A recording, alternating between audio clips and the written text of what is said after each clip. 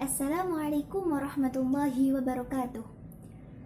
Perkenalkan, kami dari kelompok 7 kelas 12 MIPA 6 yang beranggotakan saya Isnarti absen 18. Saya Vera Upnitasari absen 13. Saya Nasmatul Maulidia absen 25. Latar belakang terjadinya konfrontasi terhadap Malaysia. Apa sih yang menyebabkan konfrontasi terhadap Malaysia ini dilatar belakangi oleh munculnya keinginan dari Tengku Abdul Rahman dari Persekutuan Tanah Melayu dan Lee Kuan Yew dari Republik Singapura yang menginginkan kedua wilayah ini menyatu menjadi satu menjadi Federasi Malaysia. Namun pembentukan Federasi Malaysia ini ditentang oleh dua negara, yaitu negara Indonesia dan negara Filipina. Negara Filipina menentang karena memiliki keinginan atas wilayah Sabah di Kalimantan Utara dan menganggap bahwa wilayah Sabah ini merupakan bagian dari Sultan Sulu. Sementara pemerintah Indonesia pada saat itu juga melakukan pertentangan mengenai pembentukan Federasi Malaysia ini, karena menurut Presiden Soekarno, pembentukan Federasi Malaysia merupakan sebagian dari rencana Inggris untuk mengamankan kekuasaannya di Asia Tenggara. Pembentukan Federasi Malaysia ini dianggap sebagai proyek neokolonialisme Inggris yang dapat membahayakan revolusi Indonesia. Oleh karena itu, berdirinya negara Federasi Malaysia ini ditentang oleh pemerintah Indonesia. Jalannya konfrontasi terhadap Malaysia. Bagaimana jalannya konfrontasi terhadap Malaysia? Jalannya konfrontasi terhadap Malaysia dilatar belakangi oleh ketegangan dari ketiga negara, yaitu Indonesia, Malaysia, dan Filipina.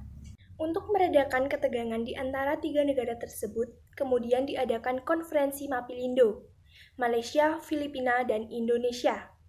Konferensi ini dilaksanakan di Filipina pada 31 Juli sampai 5 Agustus 1963.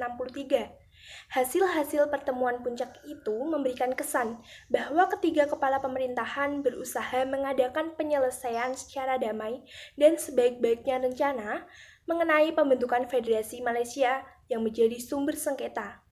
Konferensi Mapilindo menghasilkan 3 dokumen penting, yaitu Deklarasi Manila, Persetujuan Manila, dan Komunike Bersama.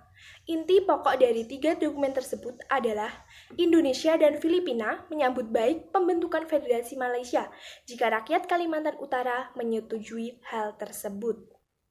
Mengenai pembentukan Federasi Malaysia, ketiga kepala pemerintahan setuju untuk meminta Sekretaris Jenderal PBB melakukan pendekatan terhadap persoalan ini, sehingga dapat diketahui keinginan rakyat di daerah-daerah yang akan dimasukkan dalam Federasi Malaysia.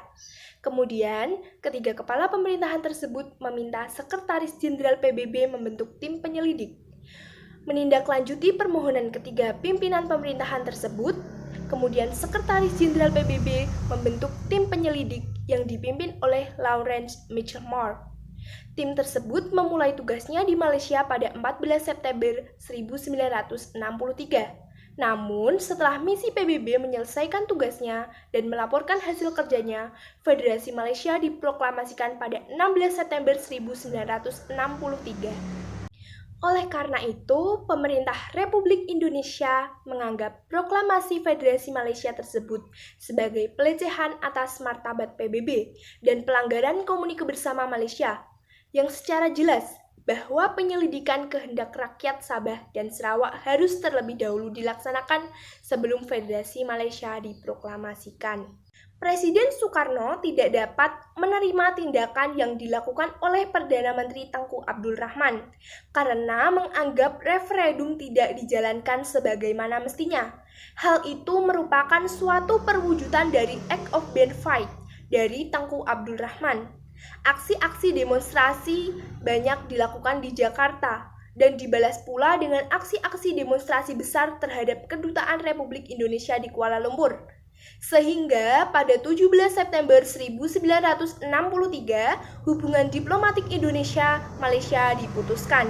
Pemerintah Republik Indonesia pada 21 September memutuskan hubungan ekonomi dengan Malaya, Singapura, Sarawak, dan Sabah. Pada akhir tahun 1963, pemerintah RI menyatakan dukungan terhadap rakyat Kalimantan Utara melawan neokolonialisme Inggris. Konflik di Asia Tenggara ini menarik perhatian beberapa negara dan ingin penyelesaian pertikaian secara damai. Pemerintah Amerika Serikat, Jepang, dan Thailand berusaha melakukan mediasi untuk menyelesaikan masalah ini. Tetapi masalah pokok yang menyebabkan sengketa dan memburuknya hubungan tiga negara tersebut tetap tidak terpecahkan. Karena PM Federasi Malaysia, Tengku Abdul Rahman, tidak menghadiri forum pertemuan tiga negara. Upaya lainnya yaitu dengan melakukan pertemuan Menteri-Menteri Luar Negeri Indonesia, Malaysia, dan Filipina di Bangkok. Namun, pertemuan Bangkok yang dilakukan sampai 2 kali ini tidak menghasilkan satu pun keputusan yang positif, sehingga diplomasi mengalami kemacetan. Di tengah kemacetan diplomasi itu, pada tanggal 3 Mei 1964, Presiden Soekarno mengucapkan Dwi Komando Rakyat atau Dwi Kora di hadapan apel besar sukarelawan. Walaupun pemerintah Indonesia telah memutuskan melakukan konfrontasi secara total, namun upaya penyelesaian diplomasi terus dilakukan. Presiden Republik Indonesia kemudian menghadiri pertemuan puncak di Tokyo pada tanggal 20 Juni 1964. Di tengah berlangsungnya konfrontasi Indonesia-Malaysia, Malaysia dicalonkan menjadi anggota tidak tetap Dewan Keamanan PBB.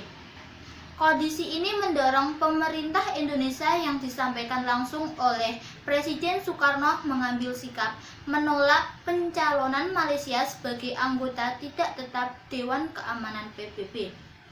Ketika pada tanggal 7 Januari 1965, Malaysia dinyatakan diterima sebagai anggota tidak tetap Dewan Keamanan PBB, dengan terpaksa Presiden Soekarno menyatakan Indonesia keluar dari PBB yang disampaikan melalui surat oleh Menteri Luar Negeri Dr. Subandrio pada tanggal 20 Januari 1965.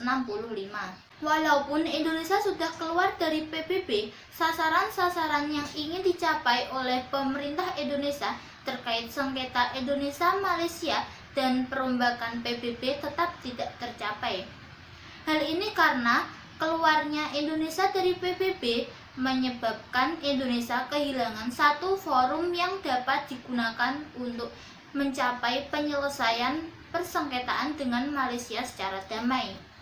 Selain itu, akibat dari keluarnya Indonesia dari PBB yaitu Indonesia semakin terkucil dari pergaulan internasional.